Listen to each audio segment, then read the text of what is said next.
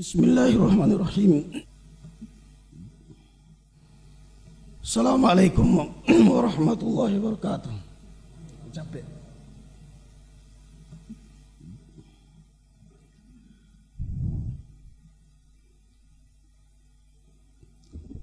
Innal hamdalillah nahmaduhu ta'ala wa nasta'inuhu wa nastaghfiruhu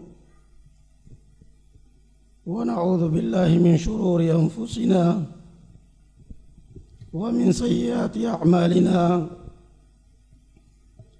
may yahdihillahu fala mudilla lahu wa may yudlil fala hadiya lahu. Asyhadu an la ilaha illallah wahdahu la syarika lah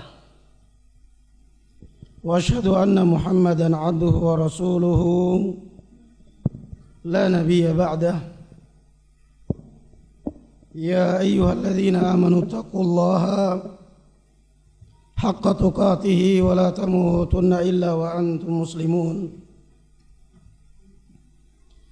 يا أيها الذين آمنوا اتقوا الله وقولوا قولا سديدا يصلح لكم أعمالكم ويغفر لكم ذنوبكم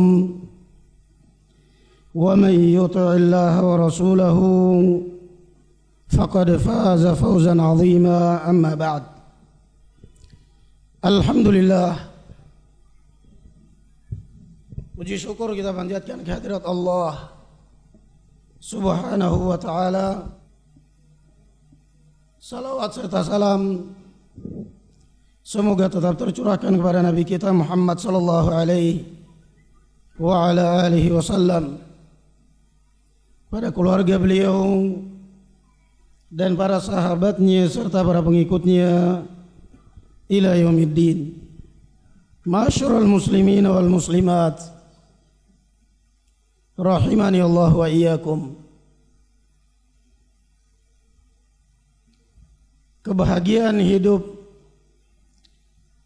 merupakan dambaan setiap insan, dambaan setiap manusia,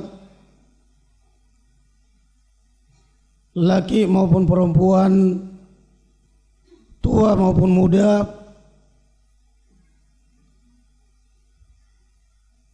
Itulah tujuan atau dambaan daripada semua orang dalam kehidupan dunia ini. Namun barakallahu fikum, kebahagiaan yang hakiki, kebahagiaan yang sebenarnya, yang banyak orang tidak mengetahuinya, adalah kebahagiaan yang mewariskan ketenangan hati, ketentraman jiwa. Betapa banyak orang yang bahagia tapi nggak tenang hatinya. Kenapa kita katakan bahagia tapi hatinya nggak tenang? Karena dia mengukur, menganggap kebahagiaan itu dari dunia. Ada orang yang bahagia tapi nggak tenang hatinya. Karena pada hakikatnya barakallahu fikum, kebahagiaan bisa kita ciptakan dengan harta, dengan jabatan, tetapi ketenangan jiwa, ketenangan hati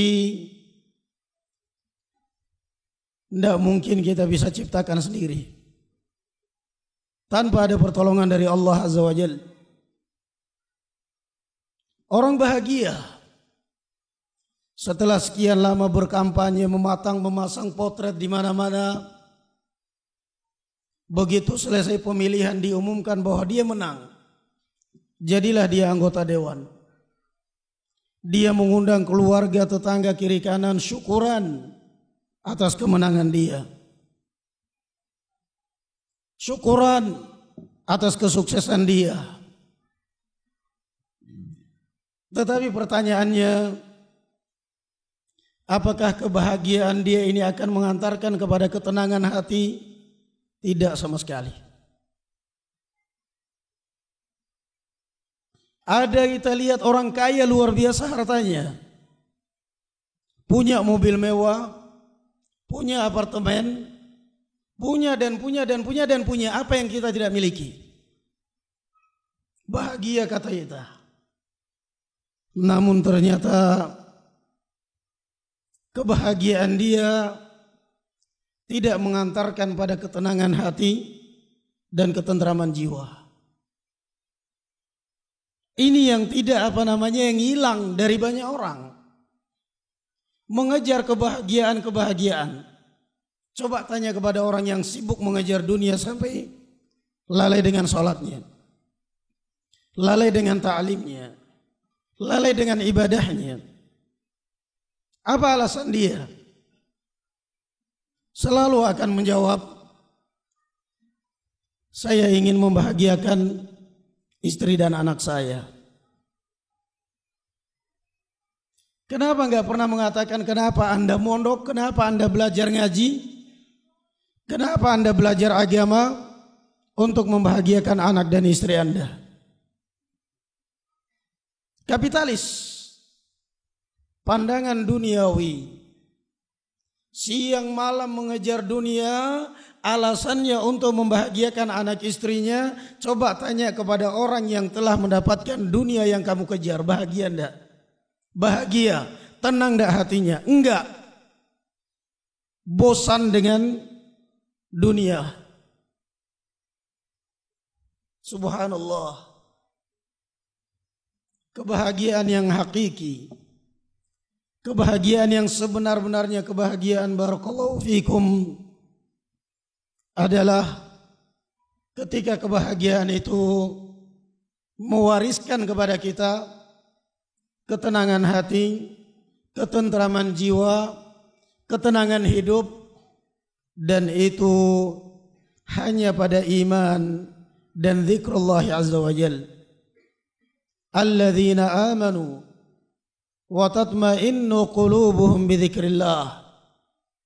Ala bidzikrillah tatma'innul qulub. Dan orang-orang yang beriman akan tenang hatinya pada saat berzikir kepada Allah azza wa jalla. Ketahuilah, hanya dengan berzikir kepada Allah azza wa jalla hatimu akan tenang, akan tentram. Di dalam hadis yang diriwayatkan oleh Imam At-Tirmidzi dari hadis Abdullah bin Amr bin Al-As radhiyallahu anhu ardhah, bahwasanya Rasulullah sallallahu alaihi wasallam mengatakan, man asbaha aminan fi shirbih mu'afa fi jasadih lahu qutu yawmihi ka'annama hizat lahu dunya bihadafiriha. Perhatikan, terapkan dan catat hadis ini. Man asbaha aminan fi shirbih, siapa yang bangun di pagi hari aman hidupnya, aman keluarganya, aman hartanya, aman negerinya, mu'afa fi jasadih, sehat jasmani, lahu qutu yaumih, dan dia memiliki makanan cukup untuk hari itu. Bukan cukup untuk 1 minggu, 1 bulan, 1 tahun, cukup untuk hari itu. Faka'annama hizat lahu dunya bihadafiriha. Maka orang yang seperti ini, kata Rasulullah, orang yang sangat bahagia, yang paling bahagia, saking bahagianya seakan dunia telah Allah kumpulkan untuk dia. Berapa ini persiapannya? Persiapan 1 hari. Lahu qutu yaumih, dan dia memiliki makanan yang cukup untuk hari itu aja. Kembalilah kita sekarang kepada kehidupan kita. Kembali kita sekarang pada kehidupan kita. Hidup kita aman, keluarga kita, harta kita aman, negeri kita aman, sehat jasmani rohani, rekening puluhan juta sampai ratusan juta. Allah barik. Tapi kenapa hidup kita nggak tenang? Kenapa kita belum juga merasakan kebahagiaan? Padahal kita sudah punya lebih dari apa yang dikatakan oleh Rasulullah SAW. Kita punya lebih dari persiapan satu hari. Rasulullah mengatakan lahu qutu yaumih, dan dia punya makanan cukup untuk hari itu.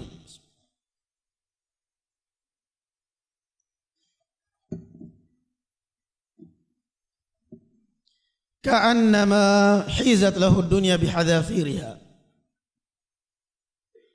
Ibarat telah terkumpul baginya dunia dan seisinya. Sekali lagi setelah kita membaca hadis ini, kembalilah kepada kehidupan kita. Kok bisa Rasulullah mengatakan makanan cukup untuk hari itu, sehat, aman, itu adalah orang yang paling bahagia, ibarat Anda telah terkumpul kepada Anda dunia. Kok bisa kita nggak bahagia juga? Padahal kita cuma punya istri satu, anak cuma satu, tanah banyak, kaplingan banyak, rekening puluhan juta, ratusan juta. Orang memandang kita bahagia, ternyata nggak bahagia. Kita sok menampilkan bahagia dengan istri, ternyata hati nggak tenang. Maka berarti barakallahu fikum, ada yang hilang dalam kehidupan kita, ada yang salah kaprah di dalam menjalani kehidupan kita, ada yang salah jalan kita di dalam menilai dan di dalam mencari jalan kebahagiaan. Dan memang benar. Kok bisa anak cuma satu, istri satu, rekening banyak, harta banyak, nggak bahagia, nggak tenang? Perhatikan barakallahu fikum,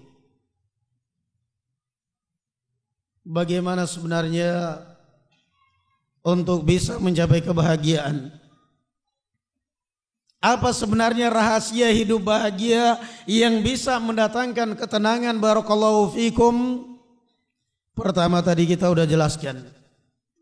Rahasianya adalah pertama, atau rahasianya adalah intinya perbanyak ibadah kepada Allah Azza wa Jalla. Perbanyak mendekatkan diri kepada Allah Azza wa Jalla. Anda suami istri, jangan hanya bergamis, jangan hanya berjenggot, jangan hanya bercadar, tetapi makmurkan malam-malammu dengan sholat malam. Biidznillah ta'ala Anda akan merasakan betapa nikmat dan bahagianya hidup. Padahal Anda bukanlah seorang pengusaha. Padahal Anda bukanlah seorang yang sukses dalam dunia. Padahal Anda bukanlah seorang milioner, tetapi Anda adalah raja. Anda merasakan bahagia, seakan-akan orang menilai ini orang sepertinya hidup tanpa problem. Saya belum pernah melihat orang ini mengeluh. Saya belum pernah melihat orang ini kelihatan sedih. Saya belum pernah melihat orang ini kelihatan galau. Ini orang sepertinya setiap hari cerah ceria, hidupnya bahagia. Padahal dari mana sebenarnya sumber penghasilan? Itulah rahasianya ibadah. Jangan hanya barakallahu fikum, mohon maaf, jangan hanya cadar yang dipakai. Jangan hanya gamis janggut, tapi isi itu malam-malam hari kita dengan sholat malam. Isi hari-hari kita di pagi hari dengan sholat duha. Isi hari-hari kita dengan membaca Al-Quranul Karim. Zikir pagi dan sore jaga. Kalau seperti ini barakallahu fikum, Anda akan merasakan kebahagiaan hidup. Selama kita ini jauh dari Allah Azza wa Jalla, pantas aja hidup tiap hari mengeluh. Hidup tiap hari murung. Hidup tiap hari cekcok dalam rumah tangga. Hidup tiap hari marah kepada istri. Kenapa? Istrinya minta duit melulu. Dikasih 100.000 cukup, dikasih 150 nggak pernah kembali, dikasih 200 nggak pernah sisa, dikasih 300 ya terima kasih. Apa nggak sumpek punya seperti ini? Tetapi ketika Anda barakallahu fikum dekat dengan Allah Azza wa Jalla, percayalah, yakinlah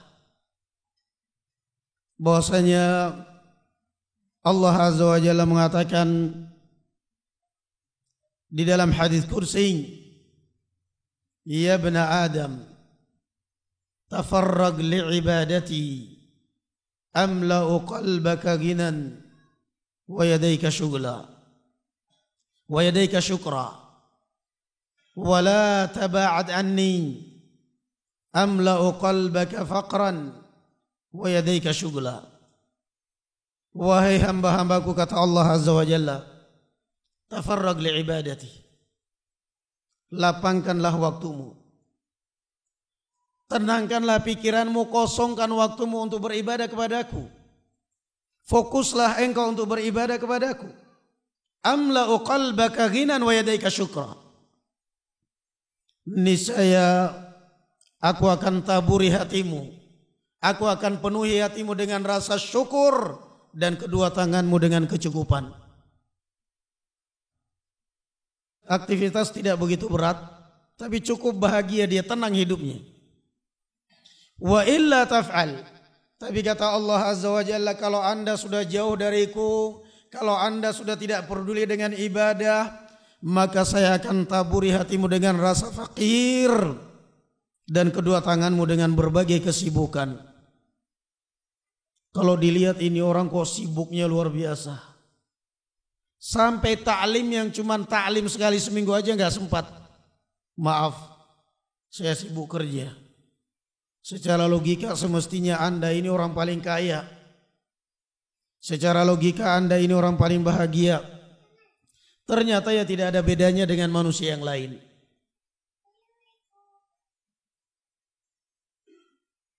Amla'u qalbaka ghinan wa yadayka syukra. Ternyata nggak ada bedanya. Mau ingin mencapai hidup bahagia dalam rumah tangga, suami istri bahagia dengan anak-anaknya, sekali lagi jangan pernah mengukur tolak ukur kebahagiaan, jangan pernah menjadikan tolak ukur kebahagiaan itu adalah dunia. Kalau Anda menjadikan tolak ukur kebahagiaan itu adalah dunia, Anda akan menjadi budak dunia. Anda akan diperbudak dunia. Anda akan diperbudak syahwat. Padahal kita sadar bahwa Allah Azza wa Jalla mengatakan, wa ma khalaqtul jinna wal insa illa liya'budun. Tidaklah aku ciptakan jin dan manusia kecuali agar mereka beribadah kepadaku. Jangan dibalik. Apa tujuan kita tercipta di dunia ini? Tujuan kita tercipta di dunia ini adalah untuk ibadah kepada Allah Azza wa Jalla. Lalu untuk apa dunia tercipta? Dunia tercipta untuk kita. Huwallazi khalaqalakum ma fil ardi jami'a. Dialah Allah yang menciptakan untuk kalian semua apa yang ada di bumi ini. Dunia tercipta untuk kita, bukan tercipta untuk dunia. Kita raja dunia, kita yang mengatur dunia, bukan dunia yang mengatur kita. Mau sholat, panggilan sholat, kata dunia, jangan.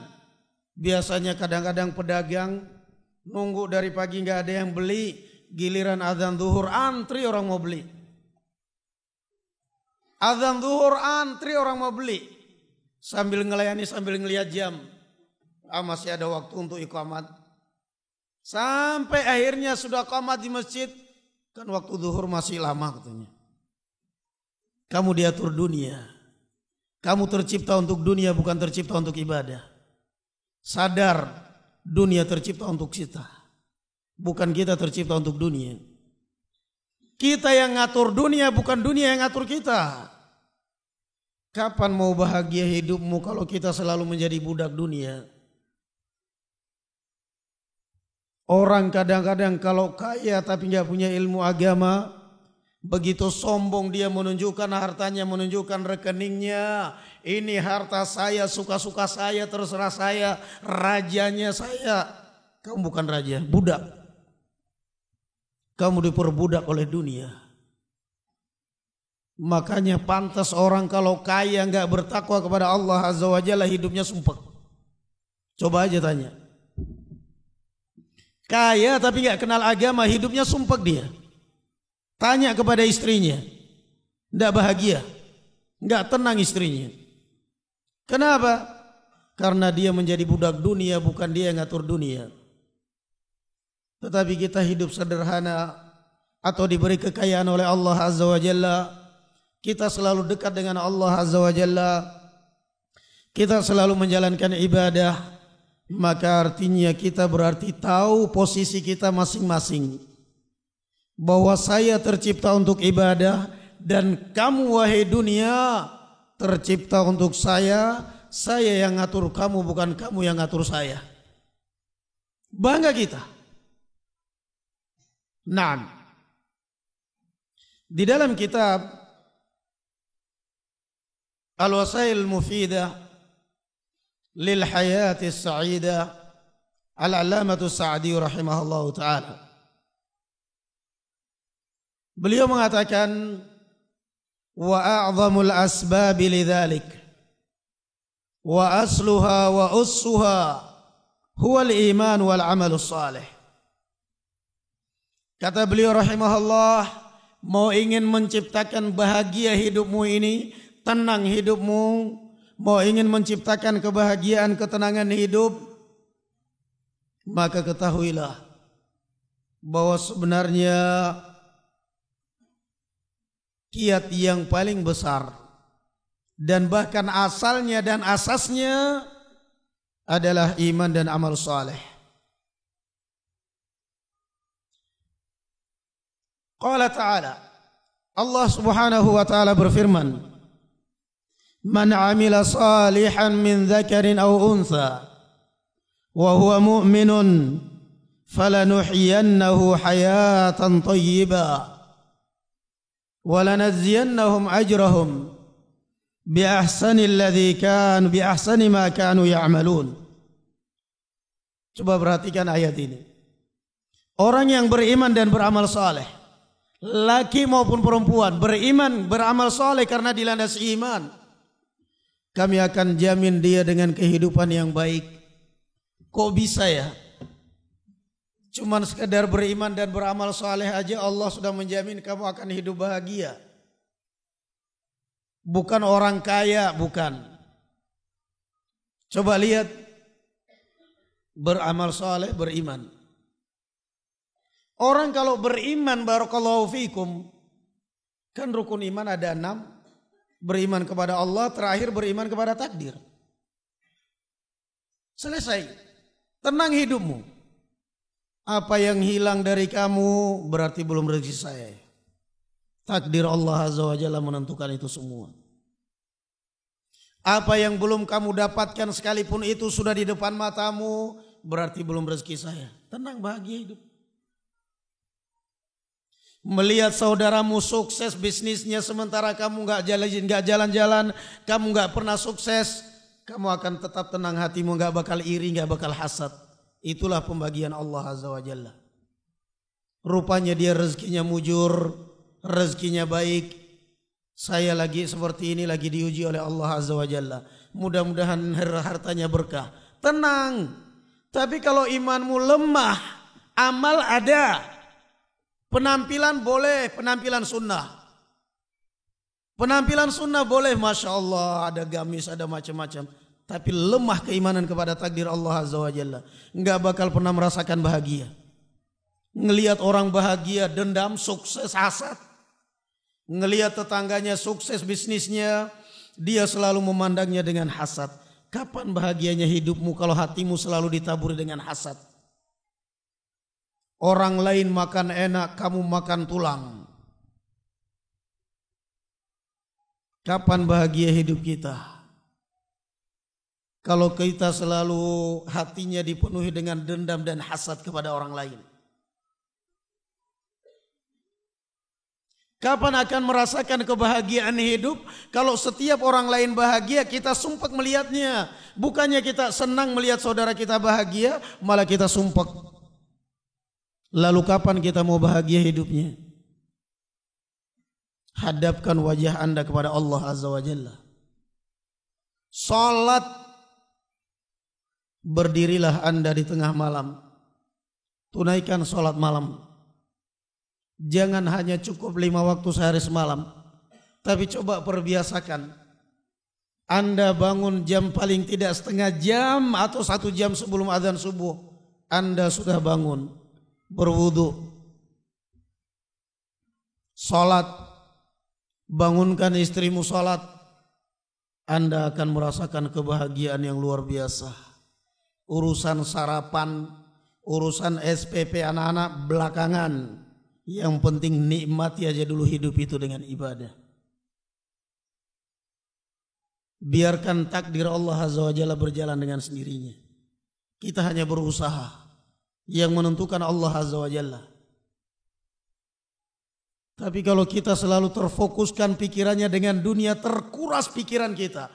Seorang istri terkuras pikirannya untuk dunia, berantakan hidupmu.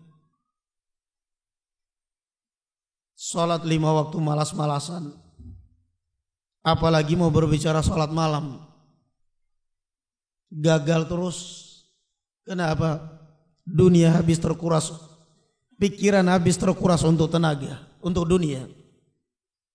Energi habis terkuras untuk dunia. Di dalam muqaddimah Al-Qawaidul Arba' Al-Allamah Muhammad ibn Abdul Wahhab At-Tamimi wa An-Najdi rahimahullahu ta'ala mengatakan, wa as'alullah azza wa jal an yaj'alaka mimman idha u'tiya syakar wa idha adhnaba astaghfar wa idha ibtuliya sabar. Enggak pernah ulama mengarahkan kita kepada dunia. Beliau mengatakan, dan aku memohon kepada Allah azza wa jal agar Allah menjadikan Anda sebagai orang yang pada saat diberi karunia oleh Allah Azza wa Jalla bersyukur, pada saat berbuat dosa istighfar, pada saat diuji oleh Allah Azza wa Jalla bersabar. Fa inna hadhihi thalathata unwanus sa'adah. Karena sungguhnya 3 inilah unwanus sa'adah, pengantar pada kebahagiaan hidup. 3. Anda diberi bersyukur, Anda berbuat dosa istighfar, Anda diuji oleh Allah Azza wa Jalla sabar. Ternyata kiat untuk hidup bahagia itu sederhana. Kita aja yang salah kaprah. Seorang istri tidak bakal pernah bahagia selama dia selalu memandang orang yang ekonominya di atas dia. Tidak bakal. Contoh sederhana saja. Kalau Anda sudah punya mobil, setiap melihat mobil mewah di jalan Anda membayangkan kapan saya memiliki mobil itu. Enggak bakal selera itu naikin mobil Anda sendiri. Setiap di jalan melihat mobil yang lebih mewah dari mobilmu, dan Anda selalu menghayalkan, kapan pokoknya walaupun dengan kredit saya ganti mobil seperti itu. nggak bakal menikmati apa yang Anda miliki. Tetapi kalau Anda mensyukuri apa yang Allah berikan, Anda di tol, Anda di mana saja, dari belakang disimpang mobil yang lebih mewah, jalan-jalan sono, kalau perlu mabur nggak apa-apa. Inilah pemberian yang Allah berikan kepada saya. Saya syukuri.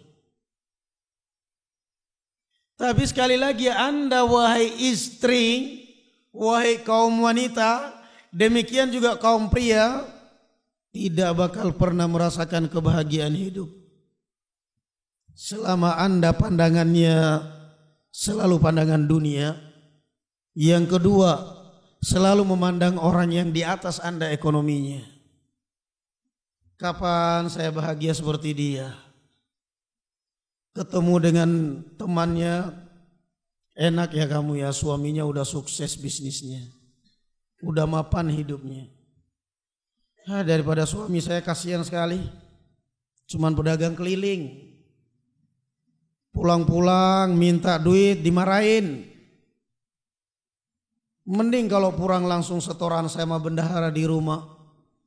Pulang-pulang diam-diam aja, nggak tahu berapa pemasukan, giliran saya minta ngamuk-ngamuk.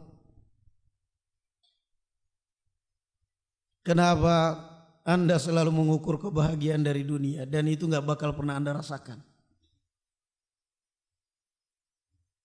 Sekali lagi, selama Anda mengukur kebahagiaan dari dunia nggak pernah bakal merasakan kebahagiaan. Pernah kan Anda tanya kepada, atau pernah Anda ngomong kepada teman? Ada teman kadang-kadang punya mobil mewah, punya rumah mewah,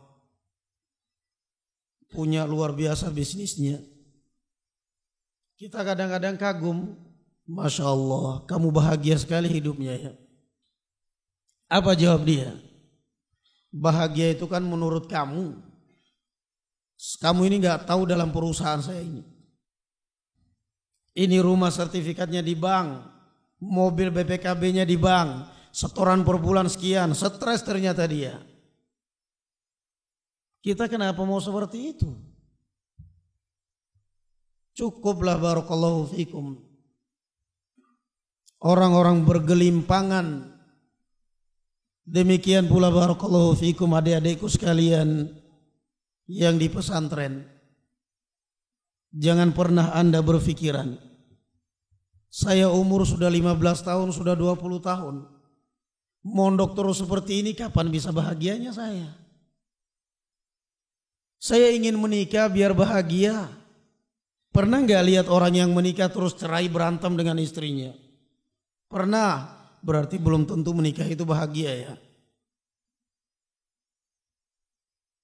Jangan pernah berpikiran sampai kapan saya mondok, kapan saya hidup bahagia sebagaimana orang lain bahagia.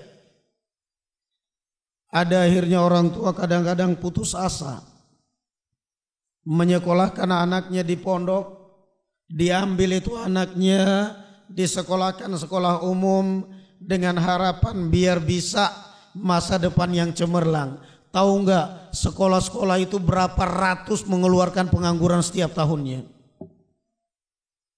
Kita aja yang tertipu. Sudah Isya ya? Berarti kita lanjut badal Isya. Baik, kita salat Isya dulu, baru kita lanjutkan insyaallah taala. Walhamdulillahirabbil alamin. Bismillah, alhamdulillah. Sallallahu ala nabiyyina Muhammad wa ala alihi wa ashabihi sallama tasliman katsira, amma ba'd. Sampai pembahasan kita dari barakallahu fikum ya ikhwan, kepada adik-adikku sekalian yang masih belajar di pesantren, jangan pernah berpikiran sampai kapan saya bisa hidup bahagia. Saya ingin keluar, saya ingin kerja biar kaya. Anda lihat orang tua Anda sendiri. Orang tua Anda nggak pernah mondok. Dari semenjak bujang sudah kerja sampai punya anak besar seperti Anda, belum kaya juga. Itu kan cukup pelajaran bagi Anda. Ternyata tidak semua orang kerja itu kaya. Tapi memang fitnah. Dan ini adalah penyakit yang selalu menghantui adik-adik sekalian yang belajar di pesantren. Kapan dan kapan dan kapan dan kapan saya mau keluar cari kerjaan. Kamu gak usah banyak-banyak mengambil pelajaran. Coba tanya orang tuamu. Orang tuamu dari bujang kerja gak mondok tapi toh juga gak kaya. Anda dalam kebahagiaan. Anda menghafal Al-Quran. Anda belajar juga dalam kebahagiaan. Dalam hadis yang diriwayatkan oleh Imam At-Tirmidzi, barakallahu fiik, dengan sanad yang hasan atau sahih, dari hadis Abu Kabsyah Amr bin Sa'ad Al-Anmari radhiyallahu anhu ardhah, Rasulullah sallallahu alaihi wa alihi wasallam mengatakan, salasatun uqsimu alaihinna wa uhaddithukum hadithan fahfadhu. 3 perkara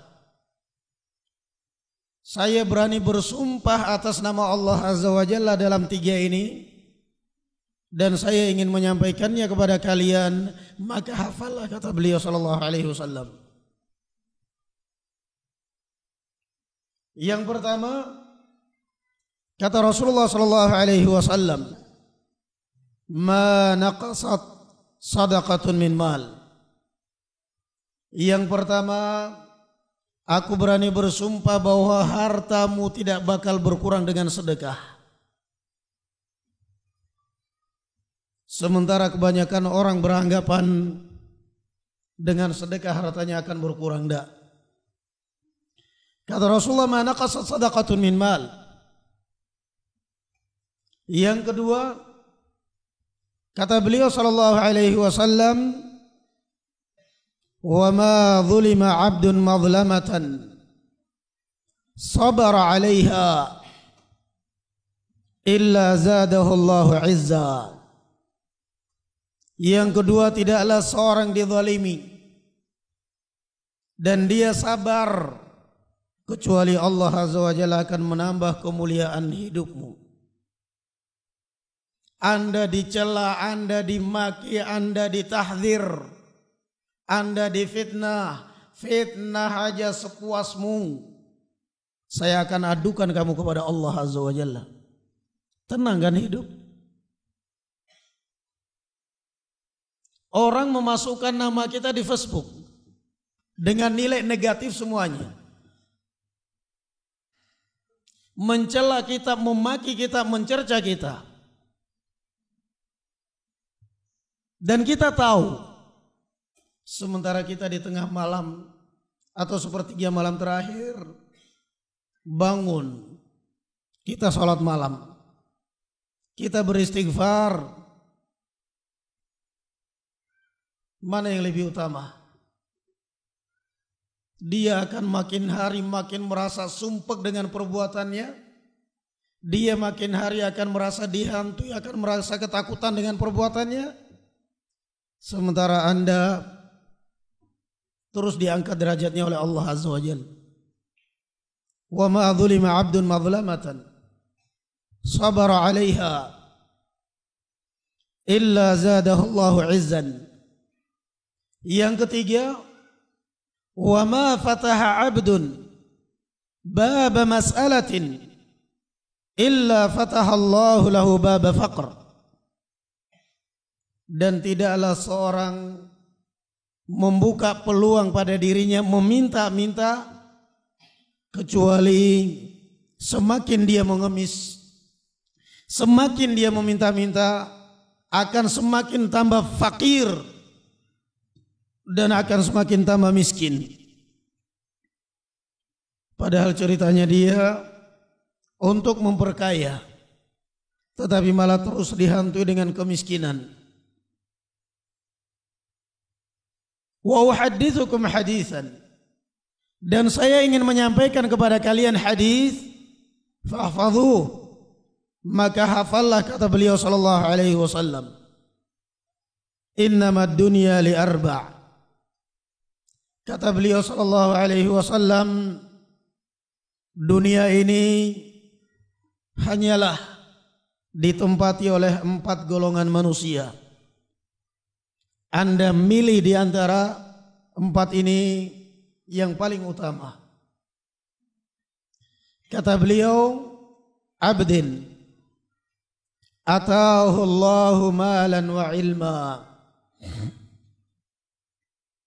fahuwa yattaqi fihi rabbah wa yasilu bihi rahimah wa ya'rifu lillahi haqqa fahuwa bi afdalil manazil. Yang pertama, kata beliau sallallahu alaihi wasallam, orang yang diberi harta oleh Allah Azza wa Jalla dan diberi ilmu. Bangga Anda. Orang bisa mencari dunia di mana saja. Tapi Anda mencari dunia di pesantren. Dunia akhirat bahkan. Yang pertama, Allah Azza wa Jalla memberikan kepada hambanya harta dan ilmu. Ulama kaya, berilmu dan kaya.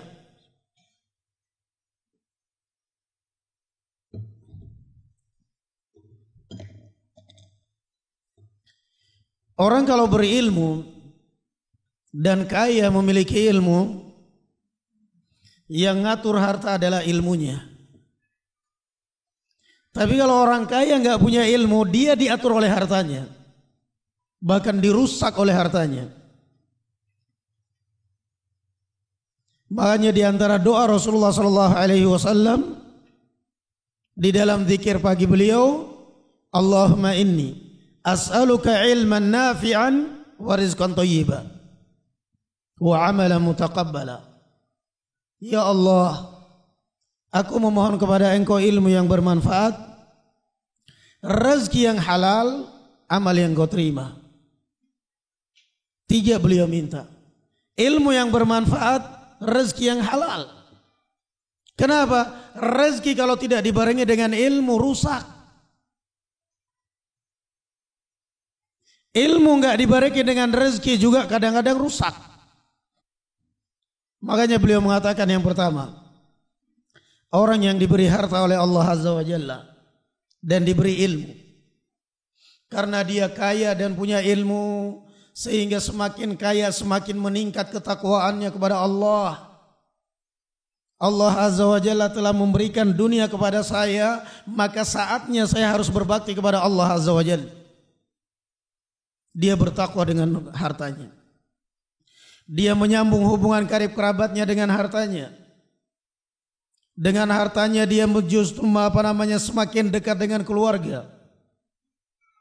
Dan tidak pernah lupa dengan hak Allah Azza wa Jalla pada hartanya. Zakatnya dia keluarkan. Fahuwa bi afdalil manazil. Maka ini adalah orang yang paling utama kedudukannya di dunia. Belum tentu banyak orang yang keluar dari pesantren dengan maksud ingin kerja biar dapat duit, biar dapat uang supaya cepat nikah. Ternyata sampai kepala 3 belum nikah-nikah juga. Kenapa? Dia nyarinya akhwat yang hafidh, yang hafidhah. Sementara akhwat yang hafidhah ini anak santri-santri tanggung. Ilmunya hilang di jalan semua. Gak ada yang mau akhirnya. Maka jadilah Anda golongan yang pertama ini. Bi afdalil manazil. Orang yang paling utama kedudukannya. Siapa itu? Orang yang kaya dan berilmu. Yang kedua, kata Rasulullah sallallahu alaihi wasallam, wa abdin. Orang yang atahu Allahu ilman wa lam yu'tihi mala. Orang yang diberi harta, yang diberi ilmu oleh Allah Azza wa Jalla, namun tidak diberi harta. Ulama, alim, tapi harta pas-pasan. Karena dia berilmu, sehingga ilmunya selalu mengatur hati dia. Wa huwa yaqul, "Law anna li malan amiltu mithla amali fulan." Kalau seandainya saya punya harta, saya akan beramal sebagaimana amalan orang ini. Fahuwa biniyatihi fa ajruhuma sawa. Maka orang ini karena niatnya baik, sekalipun dia enggak bersedekah, sekalipun dia enggak berbuat baik sebagaimana orang kaya ini tadi, karena niatnya baik, maka Allah Azza wa Jalla memberikan pahala sama dengan pahala orang yang kaya tadi ini. Coba lihat, ilmu akan mengatur kehidupan Anda. Ilmu akan memanage kehidupan kita. Ilmu akan membentengi diri kita. Iri kepada orang kaya bukan karena kekayaannya, tapi karena kedermawaannya. Jangan iri kepada orang kaya karena mobilnya. Kalau ada temanmu yang tadinya mondok, kemudian keluar dari pesantren, 5 tahun, 7 tahun kemudian pulang-pulang nengok kalian ke pesantren bawa mobil. Bukan kalian yang iri, justru dia yang iri pada kalian. Penyakitnya kita ini kadang-kadang dunia memang. Wah, senang sekali kau mas, baru 5 tahun keluar, pulang ke sini udah bawa mobil sendiri. Iya dong, ini kan hasil usaha ini. Bangga dia, tanya, hafalannya udah nambah berapa juz? Nah itu dia katanya. Hafalanku mabur semuanya. Udah, gak ada gunanya. Akhirat kamu korbankan untuk dunia. Akhirat dia korbankan untuk dunia. Al-Quran yang sudah dia hafal dengan susah payah, bahkan dihukum di pesantren karena nggak rampung hafalannya, ditinggal, dibuang begitu saja, seakan-akan tidak berguna sama sekali. Wa abdin, yang ketiga, wa abdin atahu Allahu malan walam yu'tihi ilma fahuwa yatakhabbatu fi malih la yattaqi fihi rabbah wa la yasilu bihi rahimah wa la ya'lamu lillahi fihi haqqa fahuwa bi akhbathil manazil. Yang ketiga, kata Rasulullah sallallahu alaihi wasallam, orang yang Allah Azza wa Jalla berikan kepadanya harta, tetapi gak punya ilmu. Mau kita seperti ini? Na'udzubillah. Kita gak ingin seperti itu. Kaya tapi ilmunya hilang, tapi gak punya ilmu. Lalu apa yang dia perbuat? Fahuwa yatakhabbatu fi malihi bighairi haqqin.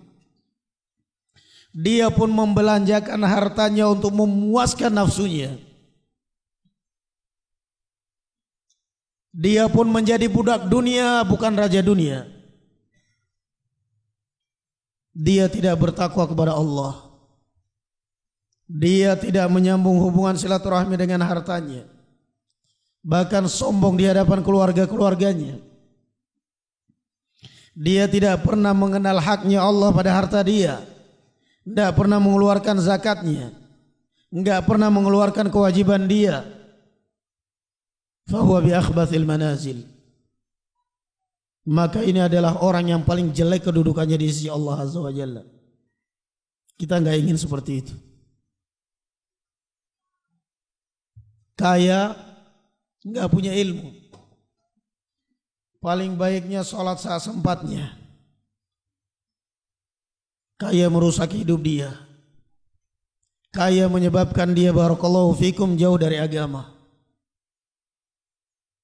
fahuwa bi akhbathil manazil.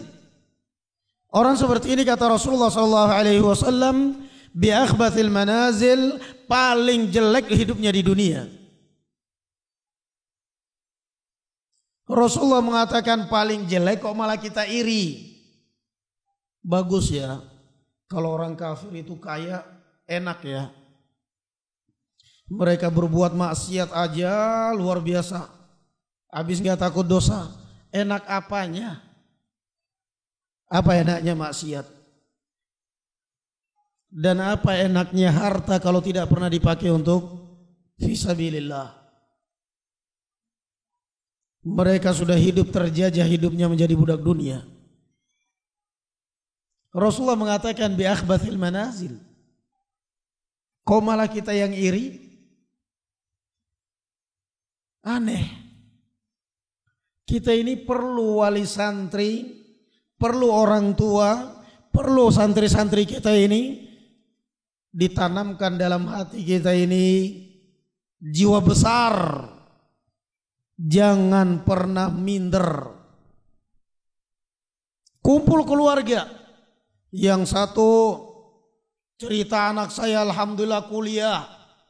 Yang satu kuliah di sini, yang satu kuliah di sana, yang satu kuliah di sini. Adik kita cerita lagi alhamdulillah anak saya yang satu S2, yang satu S1. Yang satu cerita anak saya alhamdulillah udah kerja ini. Giliran kita mau nyebut anak kita di pesantren minder. Sampean si anaknya gimana mas? Ya di pesantren. Tarik napas dulu baru ngomong di pesantren. Seakan-akan kalau udah pesantren itu kolot gak bisa hidup. Apa sih bukan kita bangga. Anak saya alhamdulillah sudah hafal Quran. Hebat dong udah hafal 30 juz. Belum, baru 1 juz. Kan sudah hafal Quran. 1 juz kan Al-Quran kan. Jadi kalau ditanya udah hafal Quran. Udah alhamdulillah. Coba hafal surat Ali Imran. Belum, 1 juz terakhir. Katanya udah hafal Quran. Kan 1 juz terakhir kan Quran juga. Bangga kita sebagai orang tua. Kadang-kadang anak kita, orang tua bangga kalau anaknya kuliah ini kuliah. Padahal tiap bulan jerit karena minta duit terus. Tapi memang kita ini sudah terlanjur rusak pikirannya. Kenapa kita minder? Anakmu di mana? Alhamdulillah di pesantren. Kok di pesantren masa depannya apa? Surga insya Allah. Surga insya Allah. Lo emang kalau kuliah gak bisa masuk surga? Terserah jawab sendiri. Makanya jangan suka ngenyek orang. Kita kenapa minder sih? Padahal kita berada di atas jalan yang benar. Kenapa kita minder? Karena kita selalu juga pandangannya dunia, menilai orang dari dunia. Padahal setiap hari kita dengar inna akramakum indallahi atqakum. Mulia Anda kepada Allah Azza wa Jalla di mata Allah kalau Anda bertakwa. Kenapa justru Anda minder? Wa abdin. Yang keempat, wa abdin. Dan orang yang lam yu'tihillahu malan wala ilma. Orang yang tidak diberi oleh Allah Azza wa Jalla harta maupun ilmu. Jahil miskin, bodoh miskin. Tetapi hatinya kaya dengan maksiat. Dia selalu berkata dan berhayal, coba kalau seandainya saya punya harta, lau anna li malan amiltu mithla amali fulan. Kalau seandainya saya punya harta, saya akan berbuat sebagaimana orang ini berbuat. Miskin harta, miskin ilmu, tapi kaya hatinya dengan maksiat. Iri kepada orang kaya karena maksiatnya.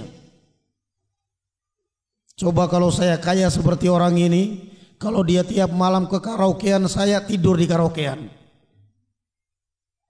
Kata Rasulullah, orang yang seperti ini karena niat busuknya, niat jeleknya, fawizruhuma sawa, dosanya pun juga sama dengan orang yang berbuat. Coba lihat sekarang kemuliaan apa yang kita cari. Kemuliaan, kebahagiaan, ketenangan apa yang kita cari? Tadi sudah kita sampaikan bahwasanya unwanus sa'adah, pokok daripada kebahagiaan itu adalah ketika Anda selalu memiliki 3 sifat. Anda diberi oleh Allah Azza wa Jalla bersyukur. Sedikit pemberian itu syukurin, banyak jangan sombong. Anda diberi rezeki oleh Allah Azza wa Jalla, syukur. Anda berbuat dosa, istighfar. Cepat Anda istighfar kepada Allah Azza wa Jalla. Jangan menunda esok atau lusa. Dan yang ketiga, ketika Anda diuji oleh Allah Azza wa Jalla, bersabar. Anda akan merasakan bahagia. Terima pemberian Allah Azza wa Jalla. Rasulullah sallallahu alaihi wasallam mengatakan, "Qad aflaha man aslam wa ruziqa kafafan wa qanna'ahu Allah bima atah." Sungguh beruntunglah Anda seorang muslim. Wa ruziqa kafafan, diberi kecukupan oleh Allah Azza wa Jalla. Wa qanna'ahu Allah bima atah, dan Allah Azza wa Jalla menanamkan dalam hati Anda rasa puas, rasa cukup dengan apa yang Allah Azza wa Jalla berikan kepada kita.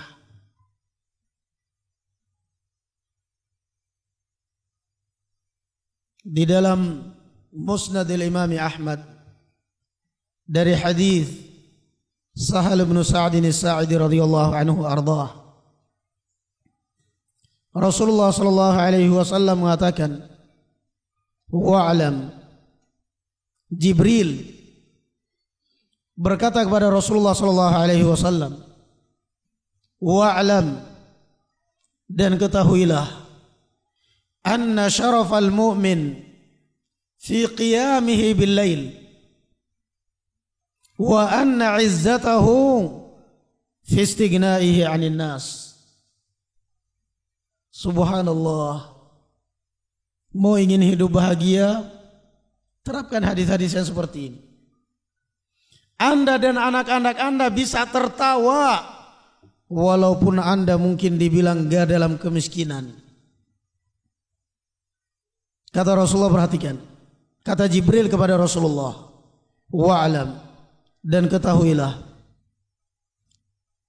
anna syarafal mu'min fi qiyamihi bil lail, bahwa kemuliaanmu wahai seorang mukmin tatkala Anda bangun menunaikan salat malam, bukan dunia. Jangan pernah menilai kebahagiaan dengan kacamata dunia.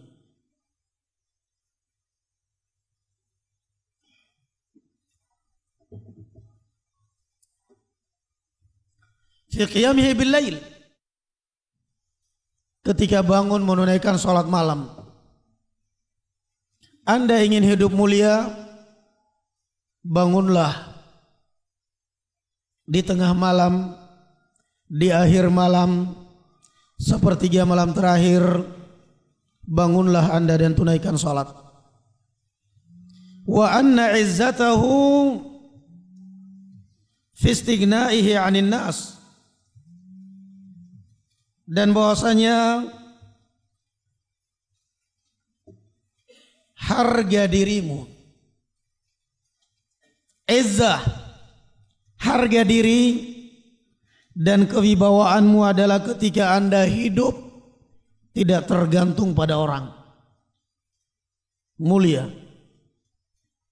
Anda bangun sholat malam, Anda kemudian tidak tergantung pada orang, Anda hidup mulia. Wa'alam anna syarafal mu'min fi istighna fi qiyamihi bil lail wa anna izzatahu fi istighnaihi 'anil nas. Ini barakallahu fikum ya ikhwan, ma'asyiral muslimin wal muslimat materi singkat ringkas yang tentunya mudah-mudahan bermanfaat untuk sekedar mengingatkan diri saya sendiri khususnya dan kaum muslim dan kaum muslimat serta adik-adikku sekalian semuanya bahwa sebenarnya kebahagiaan dan ketenangan sangatlah mudah, sangatlah gampang. Kita aja yang salah jalur, kita aja yang salah. Padahal di dalam setiap salat kita selalu berdoa kepada Allah Azza wa Jalla, ihdinas siratal mustaqim. Ya Allah, tunjukilah kami ke jalan yang benar. Itu doa setiap muslim dan muslimah. Maka tenangkanlah hidup Anda. Tenangkan hidup kita, hidup di dunia ini. Kalau kita pernah selalu mengisinya dengan amal ibadah, kita nggak bakal selalu dihantui oleh orang. Suatu contoh sederhana ya, saya ingin ngasih contoh aja ini. Kadang-kadang ada orang-orang tua kita ini, dia sudah kenal sunnah, sudah ngaji, sudah ta'lim, sudah belajar sunnah, sudah ikut-ikutan bahkan. Tetapi giliran di ultimatum diancam oleh tetangganya, langsung kabur, gak pernah kelihatan lagi di majelis ta'lim. Apa itu ancaman ultimatumnya apa? Awas loh, sampean kalau meninggal gak bakal didoain. Langsung kepikiran dia, gak bakal didoain satu kampung ini kamu nanti. Nanti kamu kalau meninggal dikubur kayak ngubur kucing, gak bakal didoain. Langsung kepikiran. Akhirnya hilang dari peredaran yang tadinya sudah mulai hadir di majelis ta'lim. Padahal kalau kita berpikir sederhana aja, bapak-bapak sekalian, ibu-ibu sekalian yang saya hormati, kalau kita berpikir sederhana aja sudah. Siapa yang mengatakan kalau saya meninggal gak bakal didoakan? Yang tidak bakal didoakan itu kalau orang meninggal gak pernah sholat, gak pernah belajar agama. Kalaupun didoakan gak bakal makbul doanya. Tapi kalau orang meninggal dalam keadaan rajin sholat, rajin ibadah, siapa yang mengatakan gak bakal didoakan? Khutbah Jumat mendoakan Anda? Orang kalau khutbah Jumat, doa khutbah Jumat mesti dimulai apa? Allahumma gfir lil muslimin wal muslimat wal mu'minin wal mu'minat al ahya'i minhum wal amwat. Ya Allah, ampunilah kaum muslimin, kaum muslimat, kaum mu'minin, kaum mu'minat yang masih hidup maupun yang sudah meninggal. Kurang apa lagi coba? Didoakan setiap minggu oleh setiap orang yang khutbah Jumat. Berapa Jumat berapa masjid di Banyumas ini misalnya. Itu baru di Banyumas. Belum di seluruh Jawa Tengah, belum di seluruh Indonesia, belum di seluruh dunia. Ngirimkan doa setiap hari Jumat. Sudah gitu yang doakan orang berilmu lagi, karena kalau orang bodoh gak mungkin khutbah Jumat. Apa yang ditakutkan sekarang? Baru diancam kalau sampean meninggal gak bakal didoain loh Pak. Katakan ya udah, saya juga gak butuh doa kalian, biarin saya didoain di masjid tiap Jumatan. Orang membuka tausiah, membuka ceramah, sering kali sebelum dia melanjutkan ceramah terlebih dahulu mendoakan orang tua Anda yang sudah meninggal dalam keadaan sunnah. Salawat serta salam semoga tetap tercurahkan kepada Nabi kita Muhammad SAW, pada keluarga beliau, pada para sahabatnya dan para pengikutnya sampai hari kiamat. Lah orang tuamu meninggal dalam keadaan mengikuti Rasul apa enggak? Kalau dalam keadaan mengikuti Rasul jangan khawatir. Itu setiap ustadz yang buka ceramah mengirimkan doa sebelum ceramah untuk orang tuamu. tenang hati itu. Apa yang mau ditakutkan? Kamu nanti kalau kayak gitu, kalau ikut-ikutan pengajian gitu, meninggal nanti gak didoain. Gak usah doain saya, gak apa-apa. Saya gak bisa ngasih berkat pada kalian bilang. Tenang aja hidup ini. Kita hidup itu realita aja, kenyataan aja. Kenapa kita selalu tertekan dengan pikiran, dengan memikirkan sesuatu yang belum tentu kita sampai ke sana. Di dalam sholat, orang sholat mesti ngirimkan doa kepada anda yang sudah meninggal. Assalamu alayna, wassalamu alayna, wa ala ibadillahi salihin.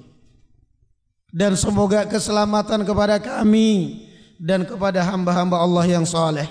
Orang tua anda meninggalnya saleh apa enggak? Saleh, rajin sholat, udah jangan khawatir. Didoakan setiap orang yang sholat.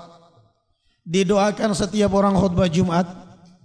Didoakan hampir setiap orang yang membuka ceramah. Apalagi yang kurang berkat. Apa yang mau dikhawatirkan? Ternyata bahagia itu sederhana sekali. Orang mau menakut-nakutin kita, nggak bakal didoain, nggak usah, nggak apa-apa. Doanya juga kadang-kadang nggak jelas kok. Allahumma sholli ala sayyidina Muhammad. Habis itu nggak jelas, komat kamit di belakang amin. Padahal nggak tahu doanya apa. Aminnya banter lagi. Kalau saya berbicara kepada anda belum paham pembicaraan saya, tiba-tiba mengatakan iya. Saya tanya, kenapa kamu ngomong iya? Iya tadi Ustadz nyuruh begini-begini. Apa saya suruh? Enggak tahu. Kok bodoh banget, kenapa kamu ngomong iya? Enggak paham saya nyuruh ngapain, kamu ngomong iya. Nah inilah kadang-kadang kita, ya Allah, lugu kita ini dalam beragama kadang. Umrah atau haji, khutbah Jumat barusan mulai khutbah sudah amin-amin. Kenapa? Itu kan udah bahasa Arab katanya. Jangan terlalu lugu gitu loh. Datang ke majelis taklim, belajar agama, hadiri majelis-majelis seperti ini. Majelis yang membuka, paling tidak secara khusus bapak-bapakku sekalian, ibu-ibu sekalian, paling tidak, kalaupun mungkin ilmu atau hadis atau ayat atau mungkin keterangan ulama yang disampaikan mungkin lupa, paling tidak membuka wawasan, paling tidak membuka akal kita. Oh ternyata agama kita ini barakallahu fikum mudah. Jadi kehidupan kita ini kalau kita tidak dekat dengan Allah Azza wa Jalla akan dijajah oleh syaitan. Coba orang yang jauh dari ibadah. Ada pocong aja takutnya luar biasa. Padahal kalau dipikir apa sih kehebatannya pocong itu? Kepala diikat, tangan diikat, kaki diikat, loncat-loncat jalannya.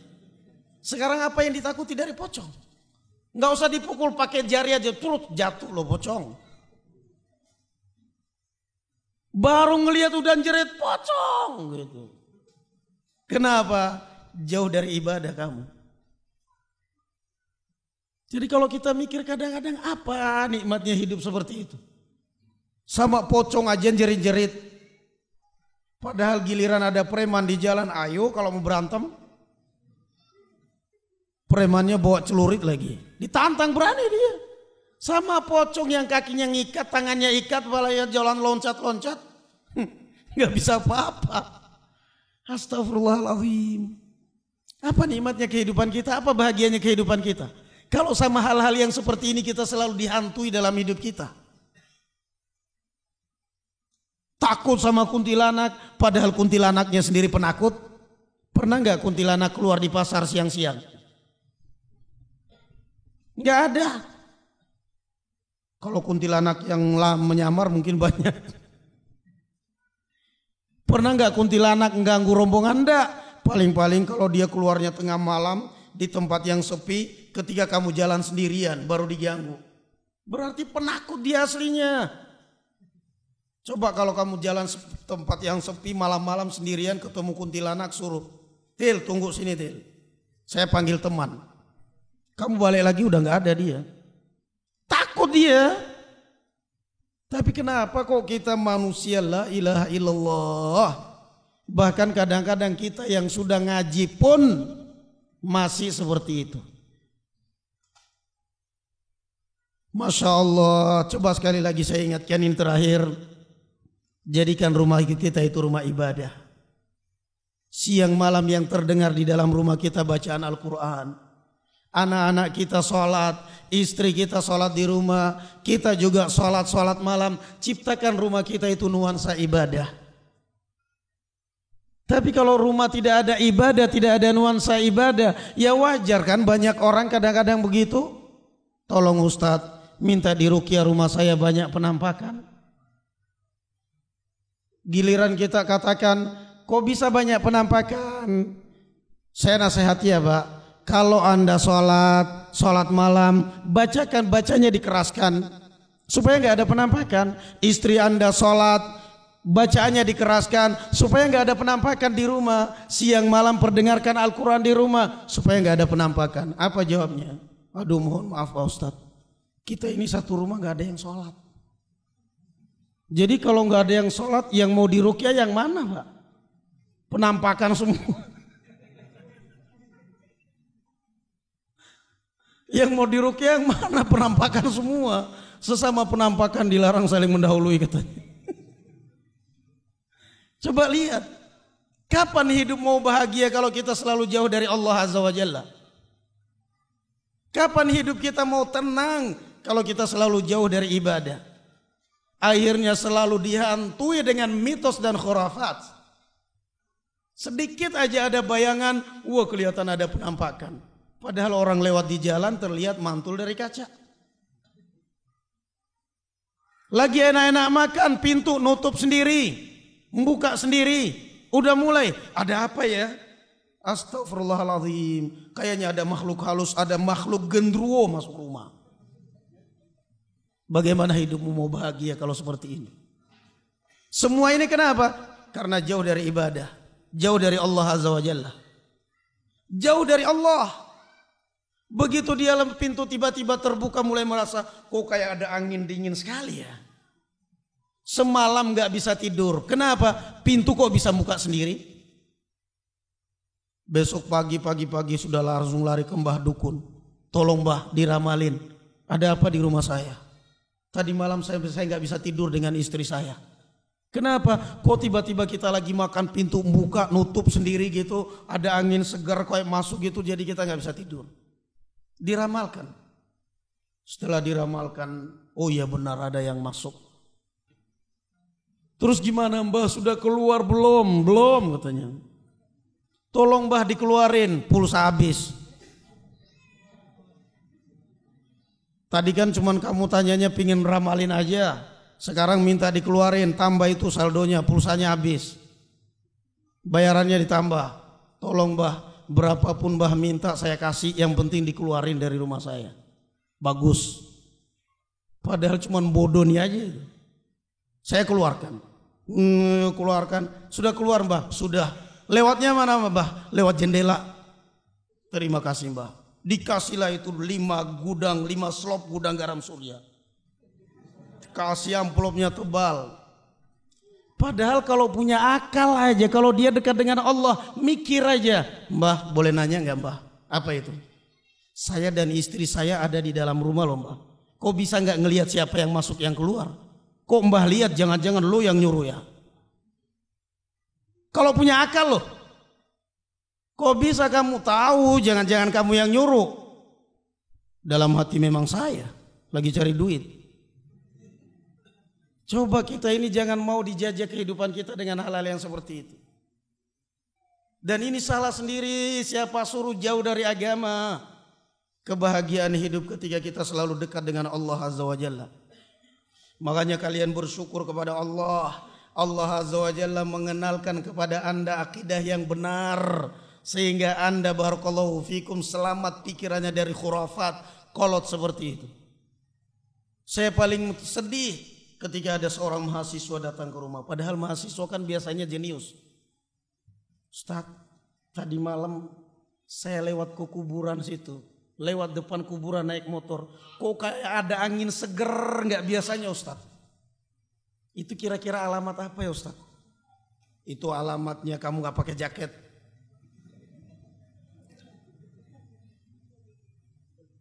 Iya memang benar saya gak pakai jaket Ustaz. Tapi barangkali ada maksud saya yang tersirat di balik itu semua. Sepertinya anginnya itu alamat baik Ustaz. Coba barangkali bisa diramalkan. Itu pertanda besok-besok kalau kamu naik motor pakai jaket nanti masuk angin. Cuman gitu aja Ustaz. Iya gitu aja. Coba lihat ya Allah awamnya masyarakat kita ini. Awamnya masyarakat kita. La ilaha illallah. Sekarang bagaimana hidupmu mau bahagia kalau hal-hal yang seperti ini aja, angin aja menjajah pikiran Anda. Buka ini akal kita. Barakallahu fikum. Na'am barakallahu fikum. Alhamdulillah. Ada pertanyaan? Apakah nanti kalau kita kaum muslimin meninggal itu ada semacam azab atau siksaan di api neraka? Apakah kaum muslimin setelah meninggal ada azab atau siksaan di api neraka seluruhnya kaum muslimin? Terima kasih. Assalamualaikum warahmatullahi wabarakatuh. Naam. Kalau dikatakan seluruh kaum muslimin enggak? Pertanyaannya apakah seluruh kaum muslimin kalau sudah meninggal ada siksa dalam neraka? Enggak. Kalau dikatakan seluruh kaum muslimin enggak. Itu adalah tafsir Nasara. Ketika mereka menafsirkan ayat Al-Quran dalam surat Maryam, wa in minkum illa wariduha kana ala rabbika hatman maqdiyah, yang semestinya arti yang sebenarnya, dan tidak ada dari kalian kecuali mesti akan melintasi sirat. Itu terjemah yang benar. Mereka terjemahkan, mereka artikan wa in minkum, dan tidak ada dari kalian wahai kaum muslimin illa wariduha, kecuali masuk neraka. Itu terjemahan mereka dan tafsir mereka. Sehingga kalau dikatakan seluruh muslimin enggak. Tapi kalau sebagian ada. Sebagian ada. Siapa mereka? Muslim yang ahlil ma'asi. Muslim yang berbuat dosa. Dan ini masyhur dalam hadis kisah akhiru ahlin nari khurujan. Orang ahli neraka yang terakhir keluar dari neraka. Muslim dia. Salat. Punya tauhid. Tapi maksiat juga luar biasa. Sampai-sampai orang di kampung pokoknya kalau Pak ini ada di soft depan topinya miring berarti ayamnya kalah sabungnya. Jadi luar biasa ibadahnya, Masya Allah, sholatnya luar biasa, tapi maksiatnya juga STMJ, sholat terus maksiat jalan. Ini yang dimaksud. Jadi kalau semua muslimin tidak mungkin. Tapi kalau sebagian jelas ada. Wallahu alam. Ada yang lain? Gak ada lagi ya? Alhamdulillah kalau gak ada. Baik, kalau gak ada terakhir, barakallahu fikum, saya ingatkan kepada antum semua. Karena kita hari-hari ini adalah hari-hari panas-panasnya suhu politik. Orang kadang tanya, kami bingung Ustadz, ini sebentar lagi pemilih mau memilih yang mana. Gak usah bingung, belajar agama aja biar gak bingung. Terserah orang ribut, kita gak usah ribut. Belajar, ngikutin internet, gak usah bikin pening kepala. Tenangkan pikiran kita, belajar agama. Materi kita tetap berjalan. Gak usah barakallahu fikum pusing memikirkan hal-hal yang sebenarnya tidak bermanfaat bagi kita. Gak bermanfaat untuk kita. Kita juga barakallahu fikum tidak pernah dikasih apapun. Kita doa kepada Allah Azza wa Jalla agar Allah Azza wa Jalla senantiasa memberikan yang terbaik untuk kita semuanya. Na'am wallahu alam bissawab. Barakallahu fikum. Nasallallahu Azza wa Jalla an yuwaffiqana وأن يحفظنا من كل سوء ومكروه وصلى الله على نبينا محمد وعلى آل محمد سبحانك اللهم وبحمدك أشهد أن لا إله إلا أنت أستغفرك وأتوب إليك السلام عليكم ورحمة الله وبركاته والحمد لله رب العالمين.